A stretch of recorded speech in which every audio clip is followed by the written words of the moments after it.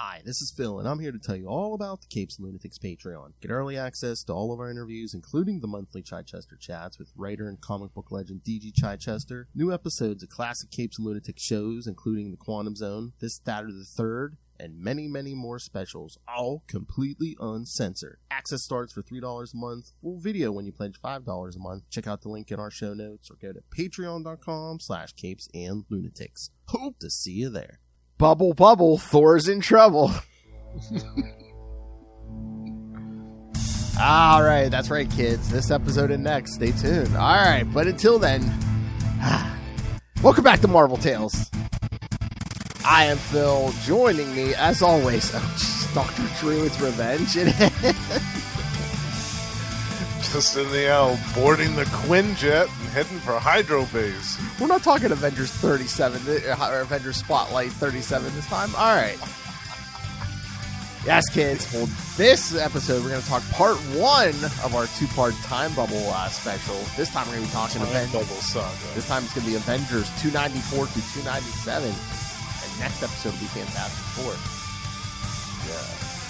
But and you may have got the hint from my intro there. Thor will be an integral part of both of these stories. Yes.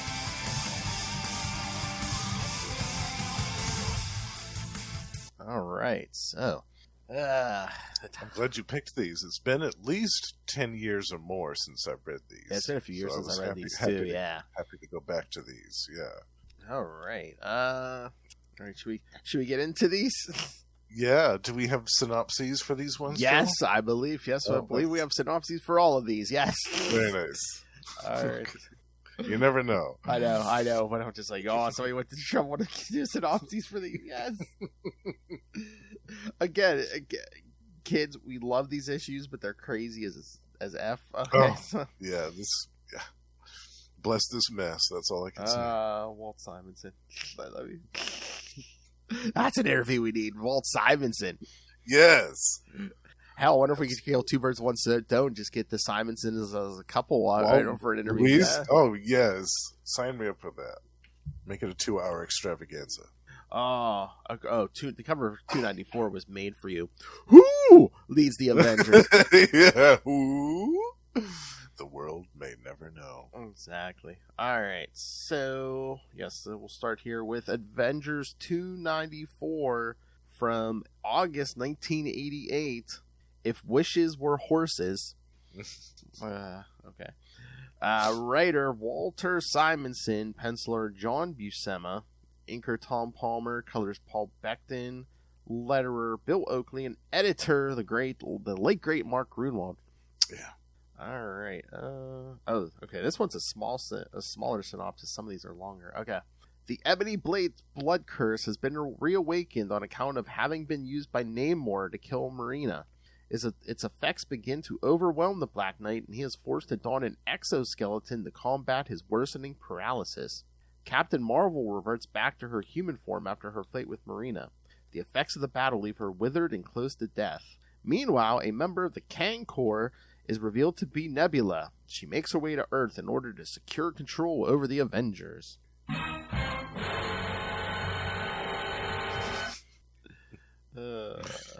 It did gloss over some details, though, didn't it?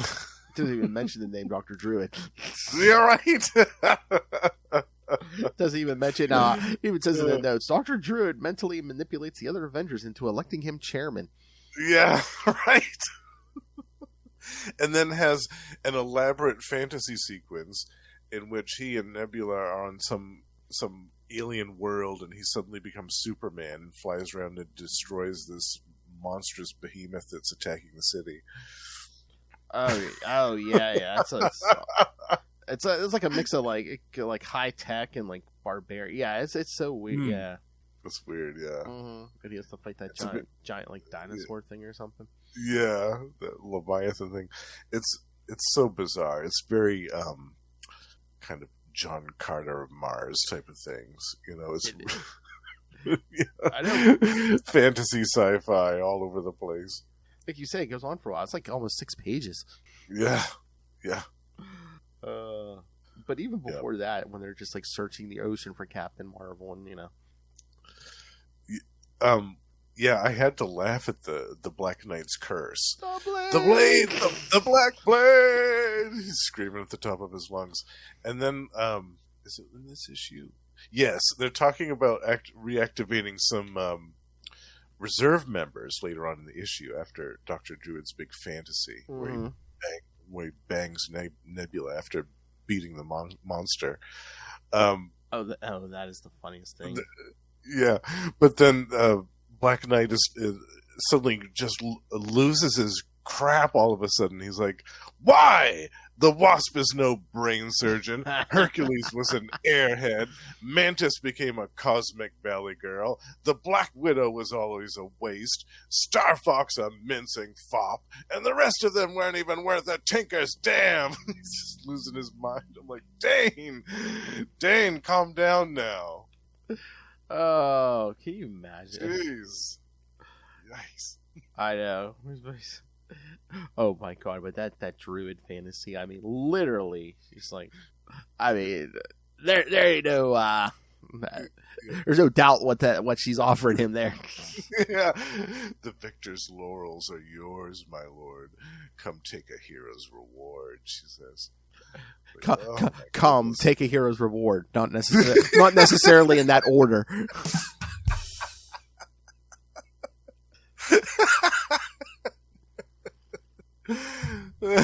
Oh my lord. It was so funny. I remember reading this the first time and being like, what is going on here? What is going on here? This is so bizarre. But I was also actually kind of miffed about what they did to Monica, to Captain Marvel. Yeah. I thought that was some dirty dealings. I mean, they were slowly whittling down the Avengers here because, again, we killed Marina last time, and Submariner left, and now we're getting rid of Captain Marvel. Yeah, Captain Marvel, and then more will be leaving. Yeah, it's just a shame that they had to do it in that way, I guess. Yeah. Where she looked so kind of like almost emaciated and cadaverous. Yeah, it was just really weird. Yeah, I didn't really care for it. I know. I'm just like, wait a minute. So, I mean, I get it, but it was just like, really? So when her energy hit the water, she like lost all this? Yeah. Water? Really? I guess. Yeah. Oh my lord! But just that, and again, we call her Nebula, but it's eventually revealed she's not the real Nebula. But it's just the visual of her like flying down the earth in that skirt and stuff. Oh, and the skirt! Yeah, it's so funny. Yeah. It looks like she's ready for a day at the office. I mean, she's just like flying down the earth. What you gonna do when you wreck time? I'm gonna dress business casual.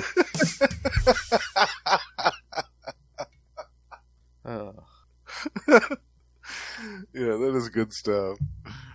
I'd forgotten about that, actually. Her flying down to earth in that mini skirt. It's good. And I love how the one Kang basically has a goatee on his helmet. Yeah, yeah. His skin is his face is gray, but his beard is blue.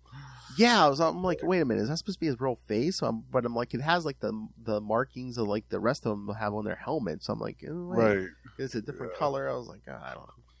And some of them have little different appellations. Like there's Kang Cobra, and later on in another issue, there's Kang Kong, and I was like, oh my word, really going for it. They're really going for it with these Kang nicknames, I guess. I know. Yeah. See what we could have had. We almost had in the MCU. And I swear they were going for the full evil organization because I mean I think they cut back on this later on, but I swear in this one it seems like the Council of Cross-Time Kangs have a lot of K's in it. Yes, definitely. Who are the Avengers fighting this month? The KKK. No. The other one. I mean, those would be good people to punch in the face, but no. That's not what we're talking about. But yeah, eventually the Avengers can find Captain Marvel, but eventually she comes to them. Yeah, she reassembles out of thin air, and her parents come in and are obviously pretty shocked to see her condition. Mm-hmm. Yeah, I love the character of Monica Rambeau. So for me, I thought that she was done dirty with this. I felt like they could have come up with some other, like maybe some alien menace or something that only Captain Marvel could deal with, and she has to go off world or something. You know, have her go off world and help out with the. They had just done stuff with the Skrulls and the Kree. Like maybe she would have to go out and help them with something. Like have some other alien menace that needs her talents off world, rather than just short circuiting her powers with water, or even something smaller. Be like, my father had a heart attack. I'm quitting the Avengers. And help take care of my father. Something exactly right. Yeah, my parents need my help, or anything but what they did to her. Yeah. Okay, this is even more ridiculous. So like this Nebula imposter is like is in this, you know, the Kang Citadel or whatever, but she has a closet full of like regular clothes. Yeah. It's supposed to be like this futuristic world, and she's got this 20th century wardrobe picked out. I mean, unless the Kangs keep like these kind of clothes around for like going to different eras, but I thought they'd just have like cloaking technology or something. Yeah. Or some type of unstable molecules that reassemble themselves depending on what century you were in. And I love that little that breakaway thing that she gets into to go to Earth. That was almost like a little elevator you sit in, but I love it's like the buttons are like way out, far out.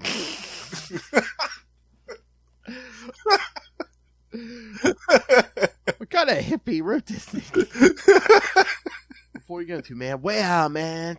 Smoking the doobie. I don't know, man. It might be harder than that. Everyone loves cocaine. It was 88, so yeah, entirely the possibility of that. Yeah. And I remember thinking it was weird that all of a sudden Dr. Druid did this 180. Because before this, like, he had been kind of it was kind of a little bit. It was kind of a jerk, but yeah, it wasn't. Yeah. But he wasn't outright like using his mental powers to coerce the fellow members of the Avengers into doing stuff. Well, at this point, I mean, at the point where they're at the hospital, where you know they're like, "Oh, Captain Marvel can't come back." It's like, you know, Nebula's in his head, so yeah. But yeah, he's like, oh, we have to elect a leader. So of course, yeah, he manipulates Monica and saying, oh, I'm the Dr. Druid. And then I think Dr. Druid would be a wise choice. Yeah. I like how Thor was the only one that was able to resist him, though, because of course he's a god, so that makes sense. Yeah. That's funny. Yeah, because Thor's like, I'll nominate myself. Which again, I mean, it makes sense. I mean, he's been there the longest. He's the only founder here. Yeah.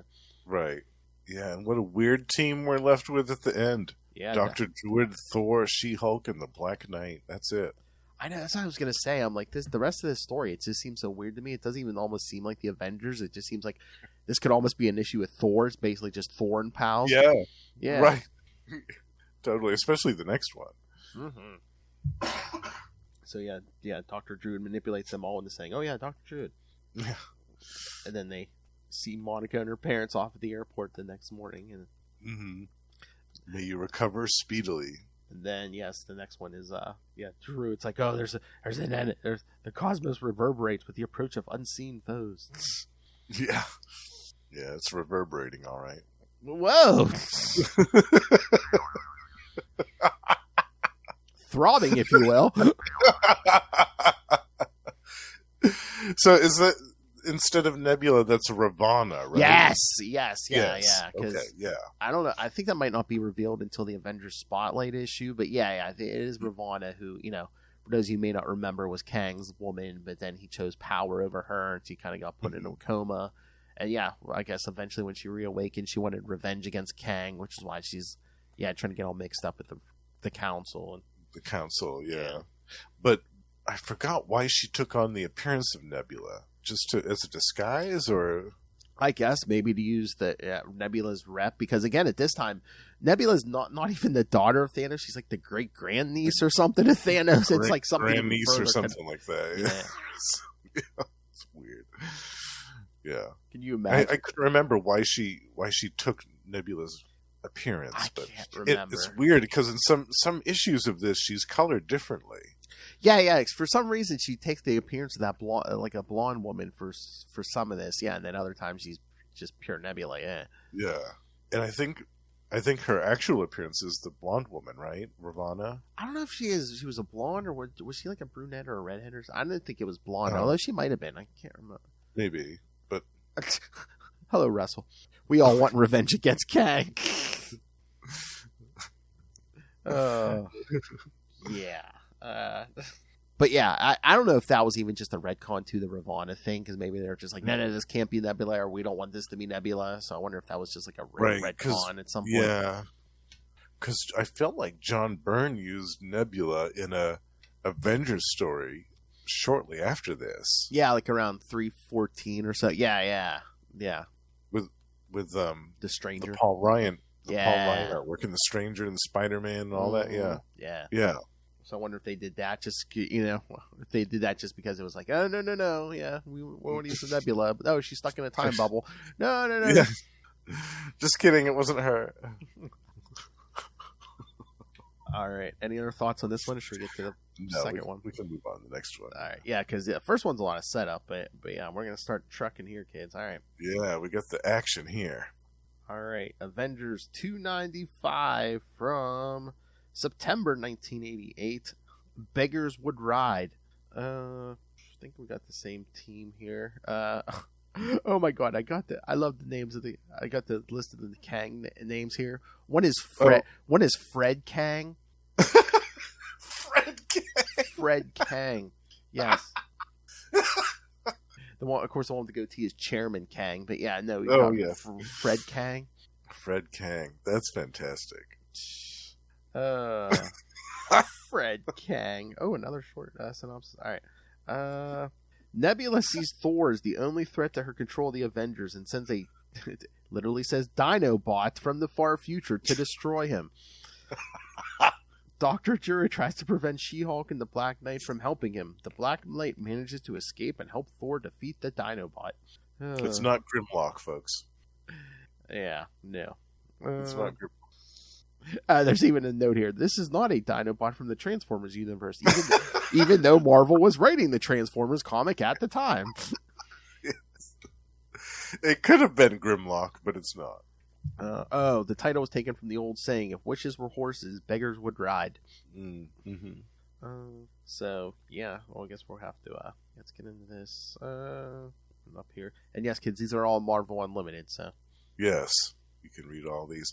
I think some of these are in collections, too. There's your Dinobots. Yeah, love it. Yeah, because I guess it gets pulled from this, this weird future where a bunch of these robot dinosaurs are attacking and humanity's trying to fight them back, but then one of them, Nebula, I guess, pulls one out and sends it to the present. Yeah, right into Washington D.C. Washington D.C. of all places. So they're having a meeting, and then Nebula appears to Druid in her blonde half naked form. So yeah, she wants to get his attention right away. Yes. And then, lets him know about the Dinobots. And he's like, Thor! Only Thor can... Only Thor! Don't send She-Hulk and the Black Knight. They need a rest. Thor, alone! Yes. And then I guess they don't have communicards or nothing yet, because he's like, here, use this micro transmitter, basically just like an Apple Watch. Right, yeah, that must have been before the cards, right? Yeah. I think so. Yeah, I'm thinking that must be on the other side of 300. Although they didn't have them. I thought they might have had them before, but I guess not. I thought so too. I could have sworn they had them during this time period, or at least some little wristwatch thing like that. Yeah, but they all had. Yeah. Well, the communicards. I mean, weren't they able to tap into whatever bank account they all could. Yeah, they're multi-purpose. Yeah. Tony Stark heard they elected Dr. Druid leader, and he shut that down real quick. Cut up all them cards. Oh, what's the East Coast doing? Oh, shut them off. Oh wait, they elected a cult leader. Nah. No. We're gonna stop that right now. But I love when Thor's flying from Avengers Island, and he's like, more and more do I sorely miss the steadfast company of my former teammates, Captain America, Iron Man, and Hercules. They at least wore their hearts upon their sleeves, spoke their minds openly, and fought as warriors. Those days are gone, Thor. Those days are gone. Boy, well, yeah, Hercules was the ultimate poster child of speak first, think later. Yeah, exactly. Yeah, and that ended up biting him in the ass a little bit. Mm-hmm. Oh no, it's about to here soon. Evolutionary Wars, like right after this, yeah. And then the Kangs are all trying to figure out what Nebula was up to. Yes, the Council of Kangs have got their own wheels spinning with that. There's so many of these Kangs; it's hard to keep them all straight. I know. Yeah. Although that is cool with Thor fighting the giant dinosaur. Yes, for me that was the highlight of this issue. I loved it, and plus we've got Walt Simonson writing Thor again, which to me he's like one of the best Thor writers. Period. Oh yeah, yeah. So anytime that he gets a chance to write Thor, I'm happy. Oh, I know. Like that's one of Will's favorite periods. Like when he taught a class on like comics at some point, and I think he said like the Walt Simonson Thor was like a big part of his like. Yeah. Nice. Yeah. But I, as if you couldn't tell, this was they were like not doing Transformer, but doing a Transformer when Thor gets knocked down and goes, "By the eye of Odin, 'tis more to this creature than meets the eye." Yeah. I see what you're doing there. Sneakily trying to advertise the Transformers comic. Yeah. Yeah. But yeah, Thor. I thought Thor would just go at it no matter what. But yeah, he tries calling in the other Avengers, and then when She-Hulk goes to run to the Quinjet, yeah, Dr. Druid tries to stop her. Yeah, he gets her confined to a chair. Mm-hmm. And I love this part where the Black Knight manages to sneak away. Yes. In the Quinjet, and just as Dr. Druid is about to try to stop him with his mental powers, She-Hulk just kicks him in the ass and says, "Stuff it, Chrome Dome." That's great.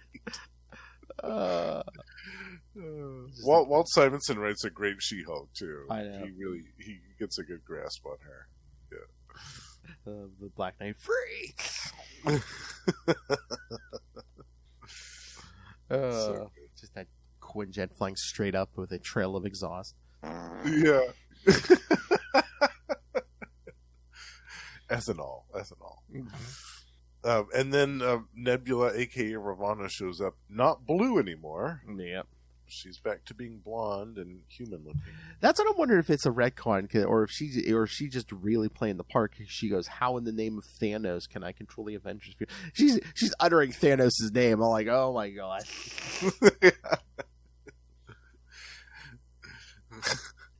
Invoking the name of her ancestor. Exactly. So I wonder if I think they didn't retcon that.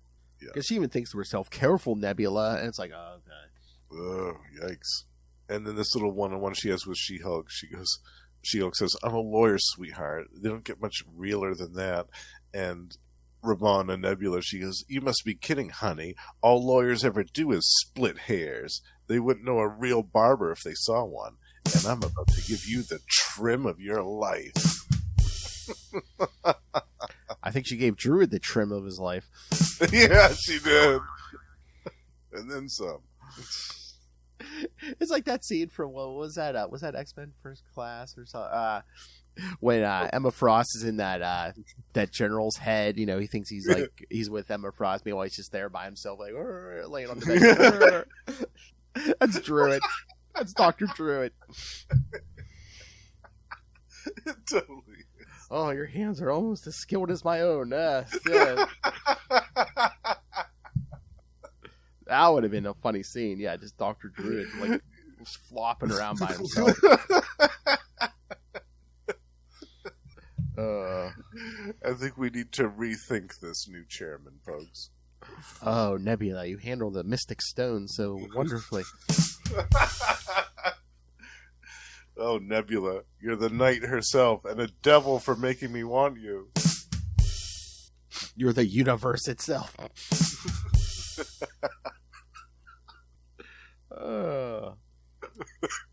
But then the Black Knight shows up in Washington, and he's having trouble flying that Quinjet because his hands are getting so stiff.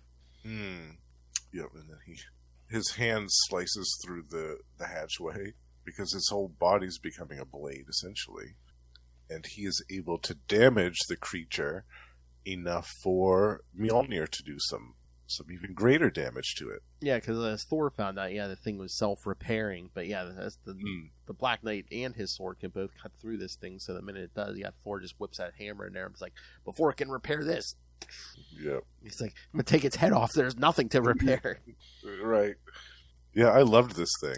I was actually bummed that it was destroyed in one issue because I wanted to see it again. Mm-hmm. I'm sure, I don't think anyone's ever done anything with that again, but I'm like, okay, so there's a bunch of future tech just laying at the bottom of that, what's probably the Potomac there, so...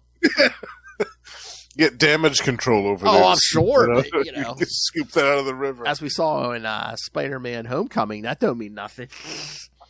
Yeah, right. Somebody could have the rest of that robot T-Rex. Exactly. Yeah, build a new head for that thing. Or use the circuitry for something else. Then Thor pulls the Black Knight out of the river. But basically, the Black Knight's able to basically whisper out, it's true, what Druid did. It's true. It's Druid doing. Yep. An ambulance shows up, and Thor loads him into the ambulance, tells the paramedics, take him gently, but don't touch him, not at thy peril. Thy peril, yeah. Exactly, yeah. But so Dr. Druid can see this whole thing, but meanwhile, he's got She-Hulk mesmerized on his side. Yeah, unfortunately. Next things are going to go from bad to worse for the Avengers. This is nuts, and we're not even at the time bubble yet. We haven't mentioned the time bubble yet. Yeah. All right. Anything else on this one, or should we get to issue 3? No, I love this one with the robot T-Rex. Oh, yeah. Definitely the highlight for me was that battle. It was really great. And the John Buscema artwork, I mean, so good. Oh, yeah. So good. Masterful stuff. All right. So we're going to get to the Avengers 296. Yeah, from October 1988. Hearts of Oak and Heads to Match. These ones are kind of short synopses. I'm thinking maybe it's the next episode that has the longer ones, because I know there are longer synopses here. All right, team looks almost the same, except looks like we got Max Sheely as colorist this time. Thor and the Black Knight confront Dr. Druid, who controls the She-Hulk. Thor and the Black Knight are defeated, and Nebula secures control of their minds. They refit a Quinjet and use it to breach a time barrier to reach the bubble at the heart of time. The heart of time. The notes. Yes, the Council of Cross-Time Kangs finds out that Kang Nebula has gathered technology from every member. I think it's one of these issues. It's like, is it her or something? It was like, you think none of these Kangs had ever seen a woman before. They were so easily seduced,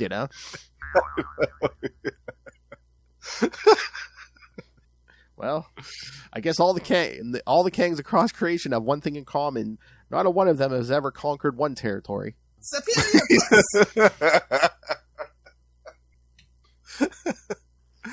Yeah, out of all of the multiverse, there was never a female version of Kang out of all of them. Yeah, I find that difficult to believe. Oh, jeez. And none of them had to do their way around the woman. It's just like... Exactly. Here, give me your deadliest weapon. weapon. All those years, yeah. Give me your deadliest weapon. Okay. Okay. You said so. You mean a guy named Fred Kang wasn't a ladies' man? The legend of Fred Kang. In this one, did you? I think was it when they were leaving Washington, Thor and the Black Knight? Did you see the quick appearance by Clark Kent and Lois Lane? Oh yes, I did. I loved that. Even though Clark's hair was colored a different color, but yes. Yeah, that was fantastic. Okay, no, we already know that. All right. But yeah, this cover is pretty good too. This cover in the next one is just the Avengers duking it out amongst each other. Yeah, I love this cover. That first page is funny when Thor's just like, "Where's the Black Knight?" and charging into that hospital. None of the people in the hospital were able to stop it. But then, what is that? The administrator or something, or the doctor? He's like, "Oh yeah, Black Knight's outside." Yeah, this is kind of weird because he said his life is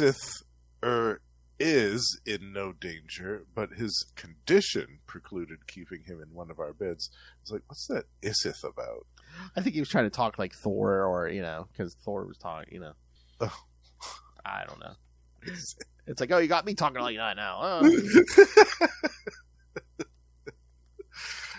Oh, so funny. And then I love how he's talking with the Black Knight just outside the hospital, and all a bunch of reporters and people come up looking for autographs, and he just whips up this little mini storm. Yeah, this little miniature whirlwind that like obscures their vision and hides them. Here, let's talk inside this tornado. Yeah, this little mini tornado will shield us from all the paparazzi. I love that. I love the one reporter. It's worse than Reagan's helicopter defense. And Nolte should be here any moment. Yeah. But yeah, I mean, first the Black Knight tells him, his hands and everything can cut through anything, and then he tells him about how Druid's gone nuts, and he's like, he exerted some sort of mental control over She-Hulk and me. So yeah, Thor picks him up, and they fly off. More intrigue with the Council of Kangs as well. Yeah, and lots of it. He's like, who among us has shared technology with Nebula? We need to know what she has in her arsenal, and none of them say anything because they all have, Yeah. Because once again, none of them could resist the siren lore of superior puss. Yeah.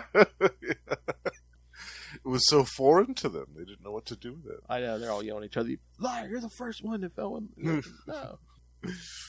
I love this panel too when Dr. Druid and Jarvis and She-Hulk and Ravonna are watching Thor and the Black Knight on the monitor, and She-Hulk says, "No problem. Those blonde brains are strictly Stone Age vintage. It would never occur to him to watch out for a woman." Yes. Those blonde brains are strictly Stone Age vintage. I love it.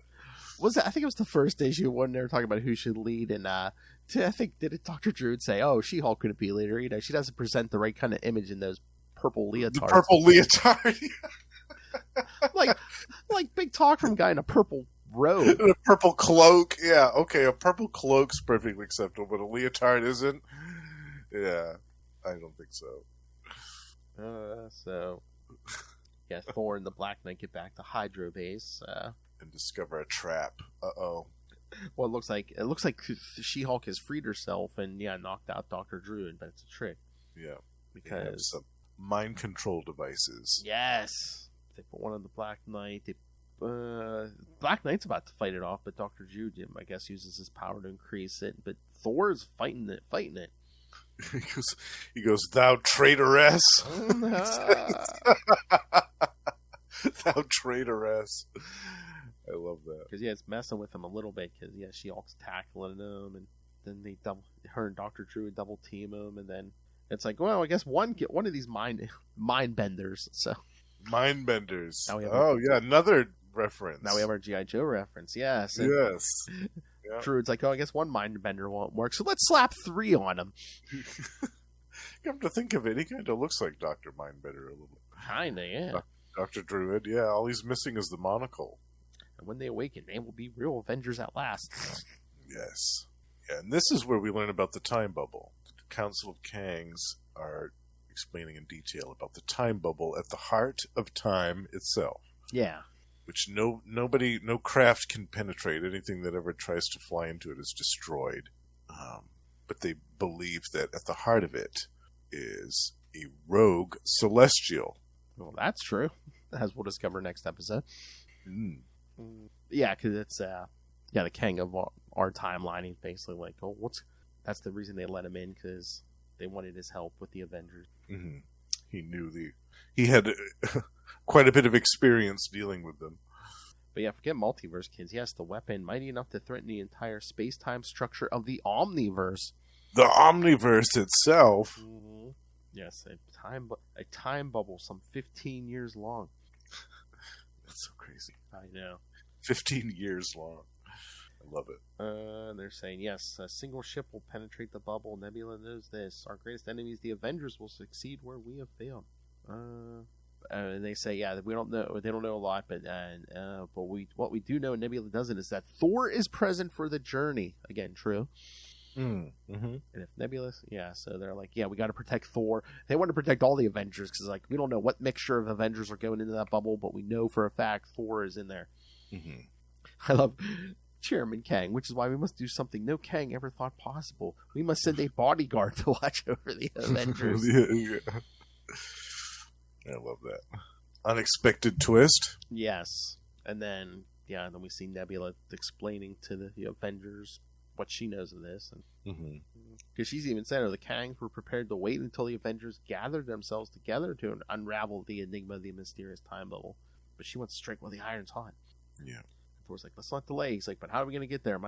Again, his hammer used to be able to travel through time, but no longer. Yes. That power has been taken away. I think it was Odin that did that, right? I think so. Yeah. It's like, I'm tired of you wandering around and getting into trouble, Thor. You're grounded. Oh, here it is. But yeah, she says, I was a mistress of time, blah, blah, blah. She goes, and it was also easy. You'd think that none of the Kangs had ever seen a woman before. As we were saying.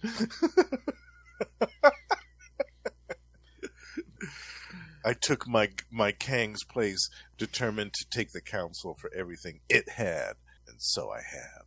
Yeah, so she seduced her first Kang, killed him, and took his place. Yeah. What is this? What is this talk of time bubbles, my lady? I love your time bubbles. Superior puss.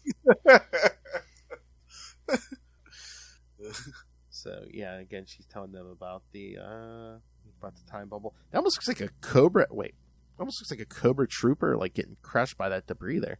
It does. It does. That symbol on the chest Yes. absolutely looks like Cobra, and some of the craft too. Some of the Oh yeah.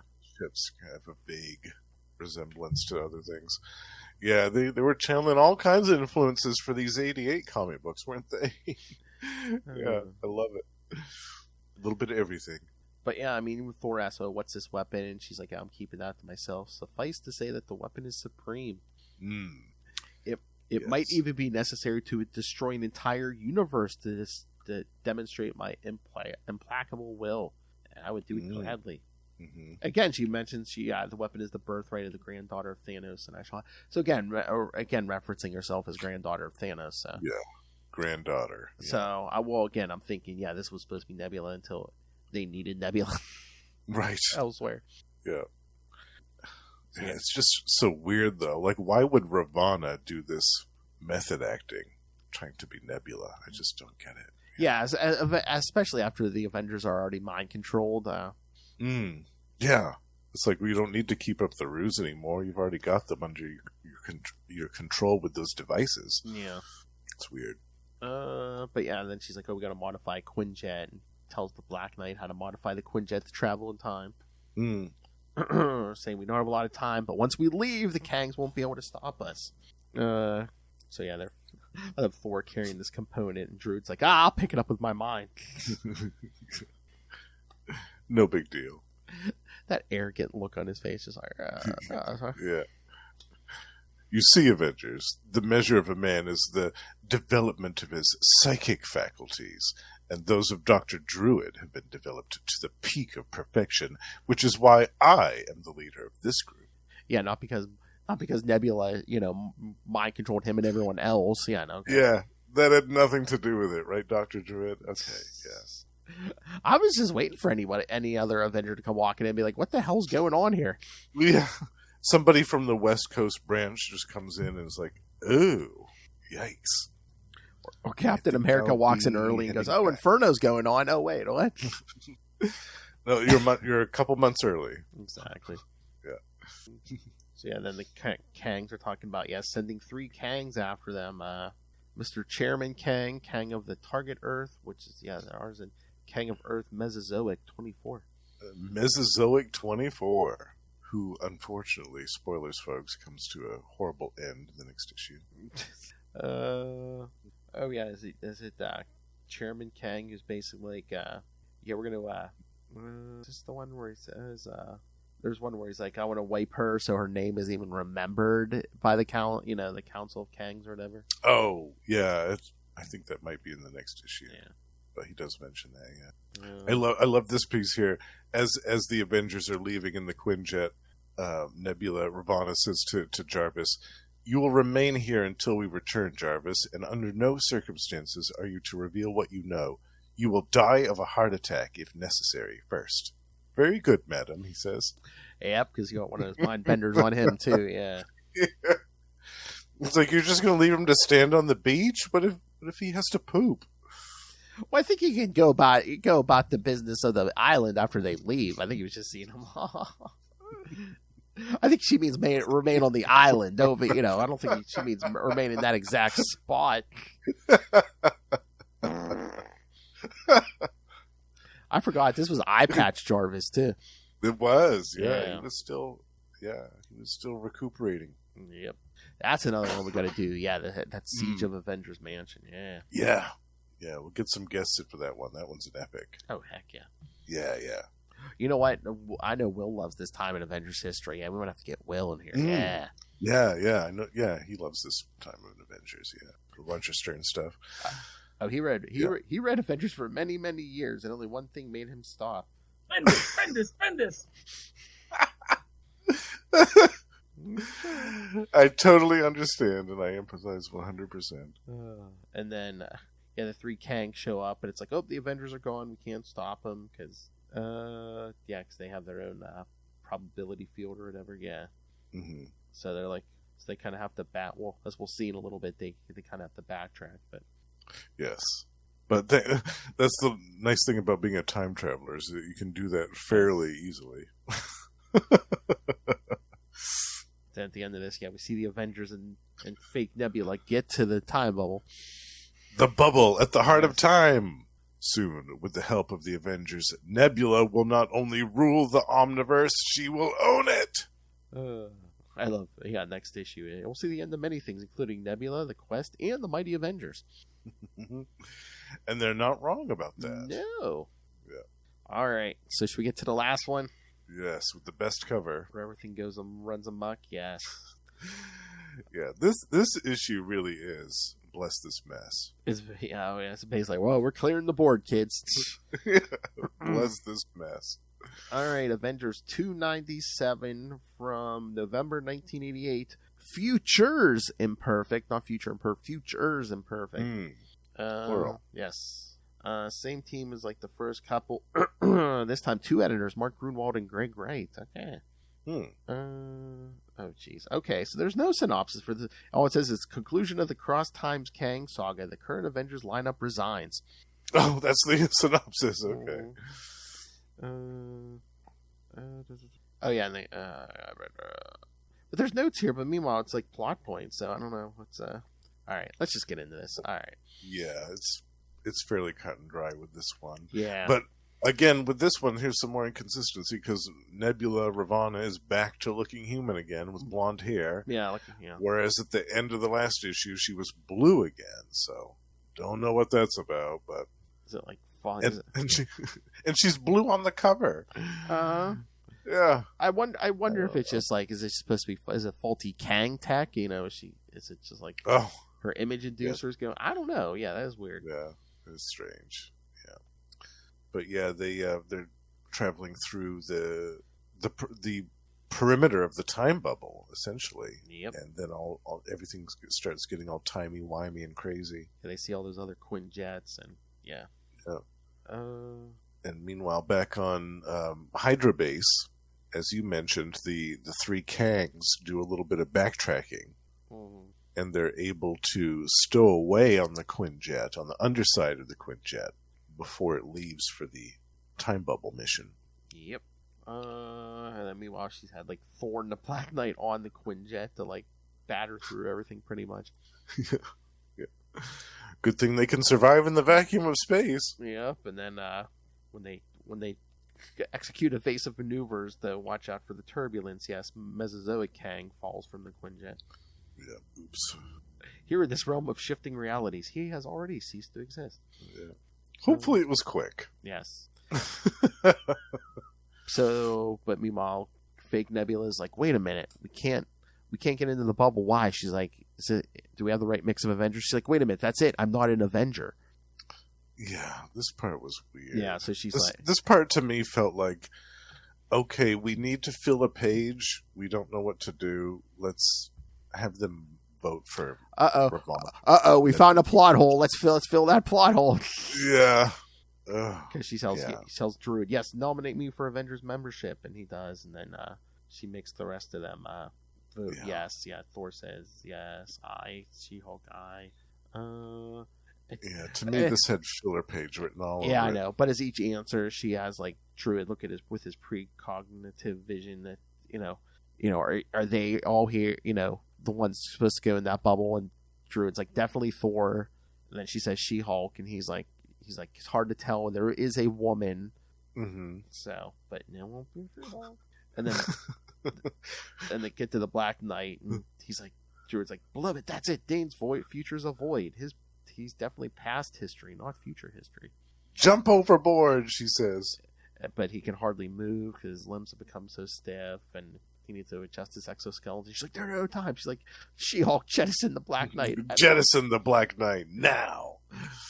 I love as She-Hulk's throwing him out. He goes, thank you, Jennifer. Sorry I was unequal to the effort. No problem, Dane. Goodbye. Goodbye.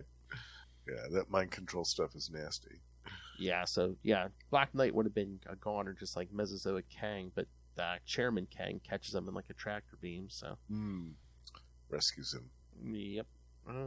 So Nebula's trying to, get the Quinjet ready to go into the bubble, our Kang kind of overloads Thor's mind benders for a minute here, and he goes wild and starts attacking Nebula. Yeah. A minute's all he needs. Yep, and then so she tells the She-Hulk to stop him. She goes, I can kill him. The pseudo armor I stole from the Kang I killed contains enough energy to slay even a god. Even a god. So the Kangs are pulling the Black Knight back, and then Nebula sees a Kang on the side. They found me. I love what Kang goes, you should have stayed a Kang Girl Scout guide instead of branching out on your. Indeed, we have traitoress. Should have stayed home and sold those cookies, broad. Traitoress. I love that. Yes. And then Kang fires and frees She-Hulk from her mind bender. And she says, I swear I'll kill you if it's the last thing I do. I know, because she's even like, the things you made me do. She's like, you made me kill Dane. Yeah. Yeah, she thinks the Black Knight's dead. Yeah. Nebula's flying crazy all over the place.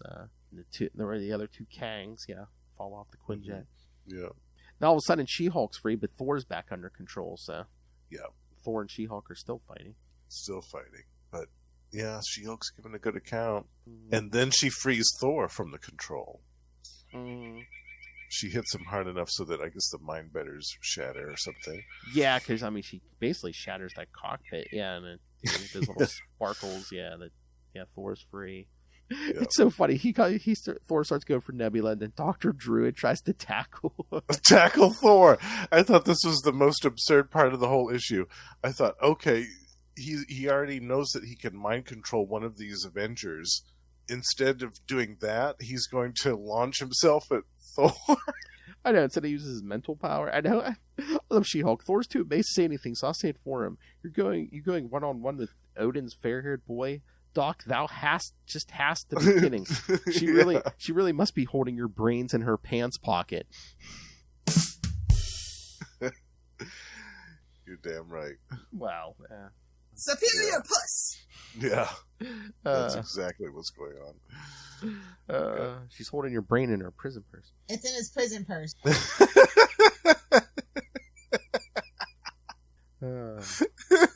So then Black Knight's able to climb on board in time to steer the Quinjet. He's like, oh, the rest of you were just, trashing it.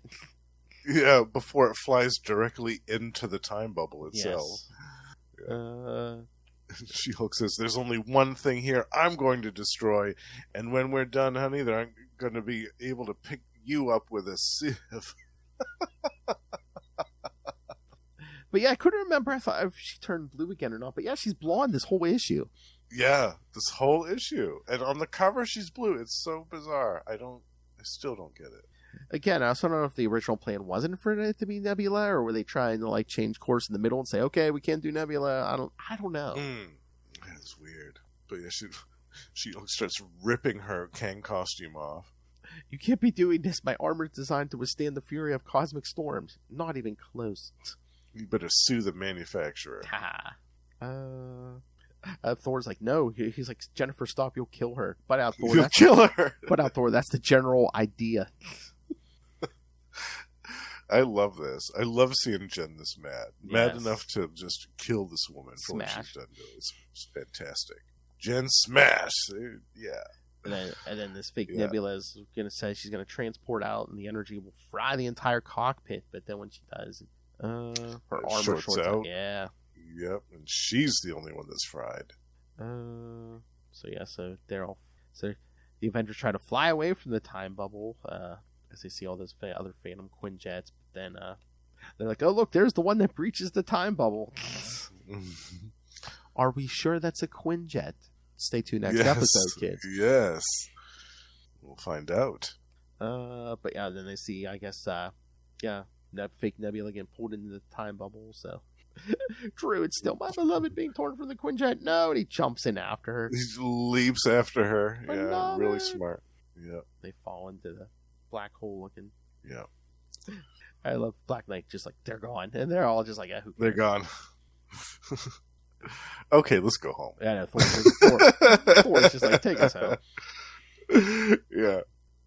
And She-Hulk's all depressed now because Yeah. She's starting to realize the weight of what's happened. everything she did or what she was gonna do. Yeah. So yeah, they make it back to Hydro Base.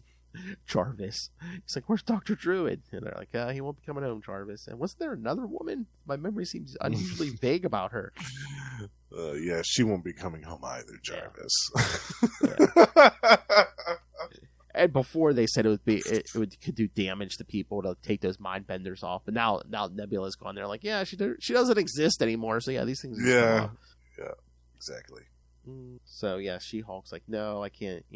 I can't do this. I gotta get I need time alone. Understandable. Mm-hmm. So she just like leaps in the Quinjet and takes off. Then this last page. Thor, I must return to Asgard, and Black Knight's going with me. Yes, there's some important stuff happening over there. Yes.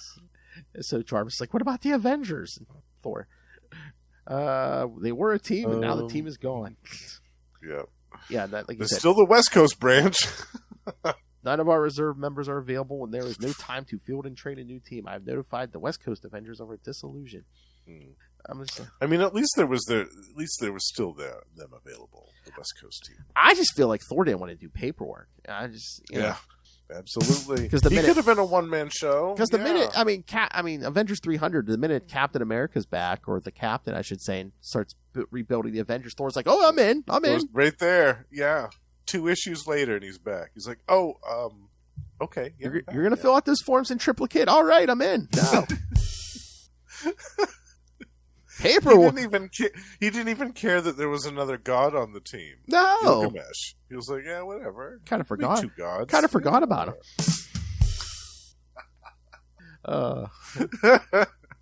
What? Stacks and stacks of paperwork? I say thee nay. I say thee nay. Can you imagine the amount of paperwork you have to do on a time bubble caper? Oh, yeah. And just for any Avengers adventure, it's got to be monolithic. And then the whole team started attacking each other. Yeah. And first she was blue, and then she looked human again, and I don't know. Oh my god! Oh my god! You've heard of mood rings, right? It was mood superior plus. Superior plus. Yeah. She changed color depending on her mood. She changed the blue to match Druid's balls.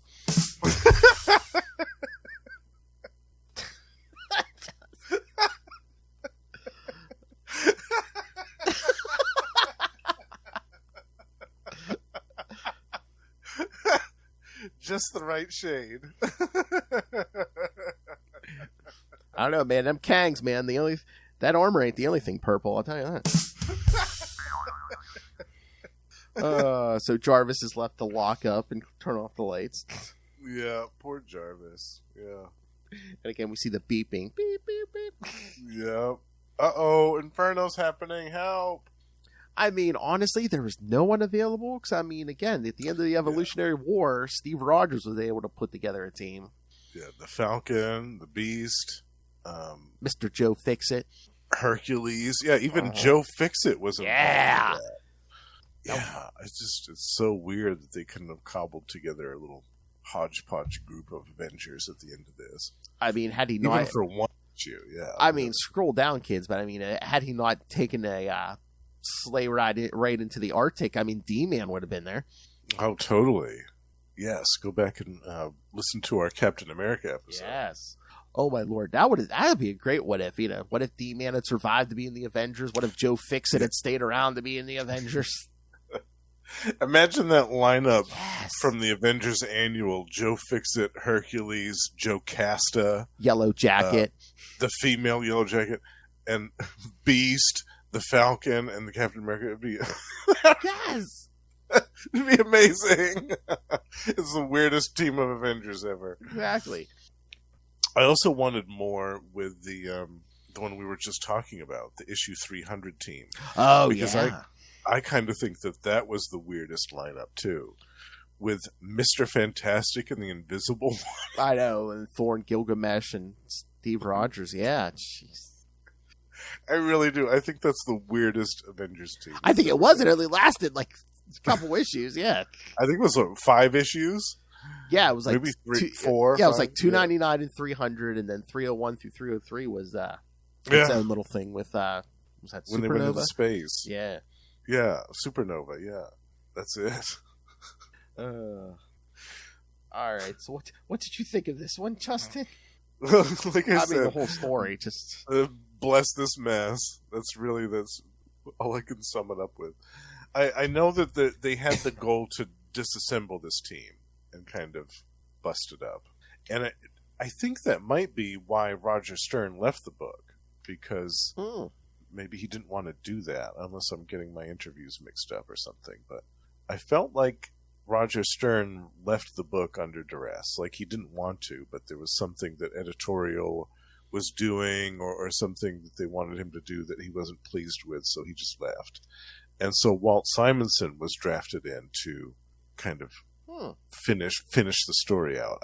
Unless I'm getting that wrong. I might be getting that wrong too, in which case I apologize, listeners, but Well, yeah, I can't I remember. feel like there was more behind the scenes that happened here. Yeah, I can't remember when Roger Stern left. So Yeah, I feel like it was just before this. It was, when the stuff with Marina happened, when she turned into the Leviathan. Oh yeah, was that Roger Stern?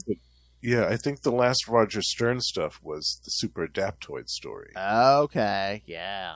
And then it was Walt Simonson after that, yeah.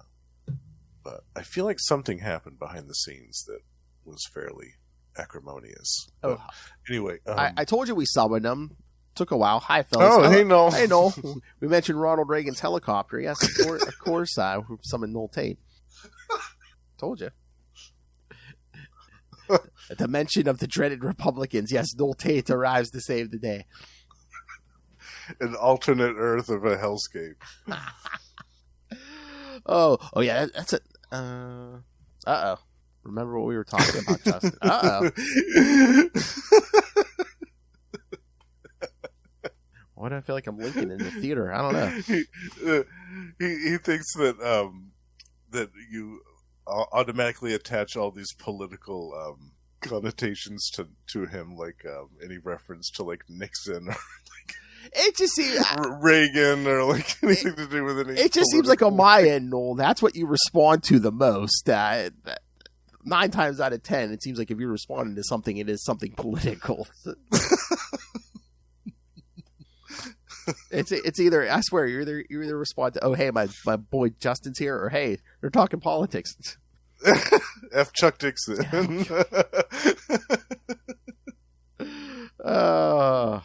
Oh, there we go.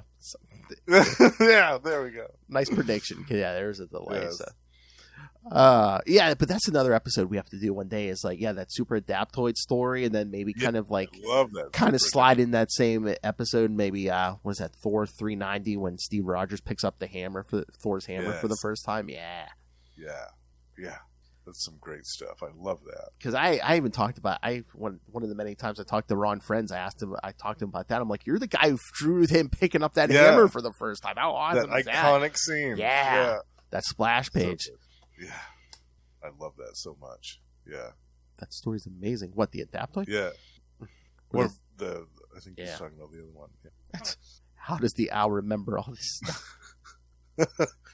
I don't know. I don't know how my brain retains all this stuff from 35 years ago.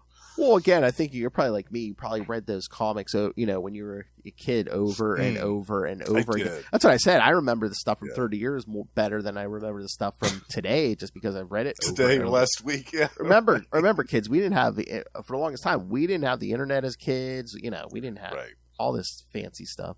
Yeah. We didn't have phones, cell phones. Yeah, come on. Yeah. We had a lot less distractions, so we had more time to kind of go back and reread these over and over again. And we didn't have them recollected either in omnibus or trade paperback or whatever. So I know that's like I bought something offline today. I'm thinking, oh my god, they have it so easy. Remember there'd be days like you'd have to like. Do you ever spend a day just going to like multiple comic shops, like going through back issue bins and stuff, especially if there was something specific you were looking for? Yep. I'd spent hours and hours going through back issue bins. Comics were better in our day, says old man Noel, but really they were. Well, I mean, yeah, the two old men here agree with you, yeah. Yeah, absolutely.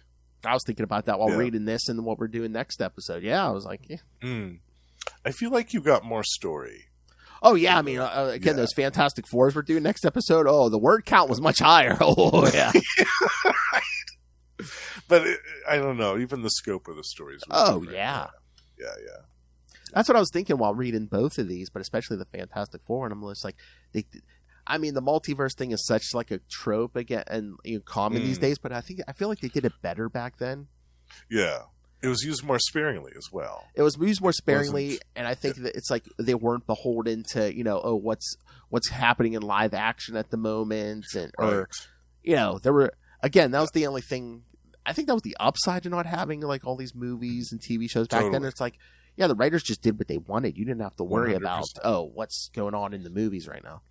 Yeah, I feel like in a lot of ways the success of the movies and the shows has totally hamstrung the process of making new comic books now, because now an artist has to draw the character to look like the actor.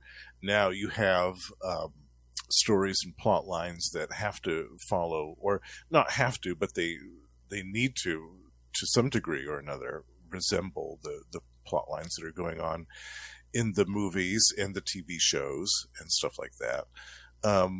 And if a character's dead in the movies, then they're dead in the comic books, and vice versa.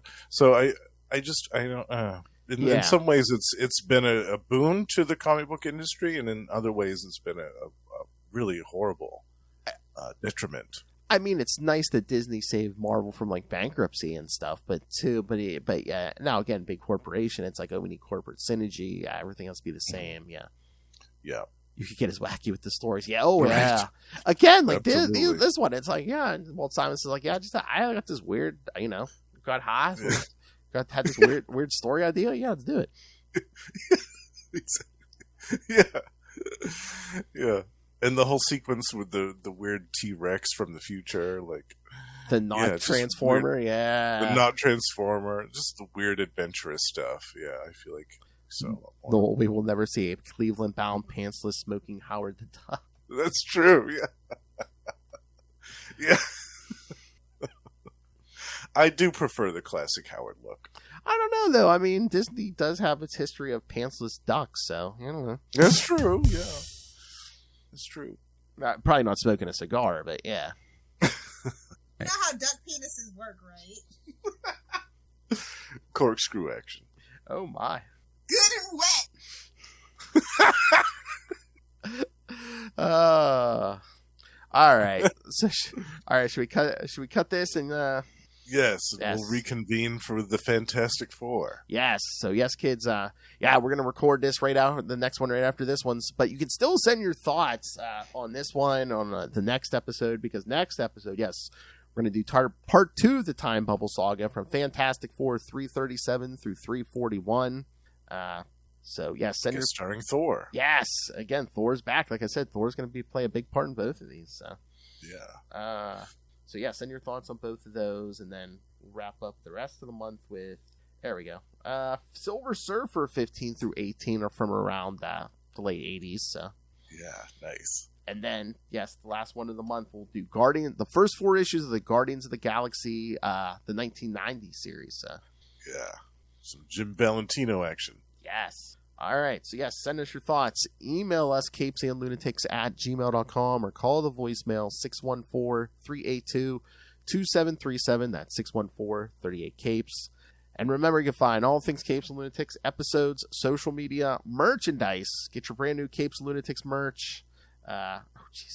Noel, send us some feedback then. He says he has the Surfer floppies. Yeah, send us your feedback. Ooh, yeah. Yeah. Love to hear some feedback on Silver Surfer. Yeah, you got some time to get your feedback in on those. So, yeah, send us some feedback. No, we will never know with those damn pants on. The tyranny of pants! Thank you, Charlie.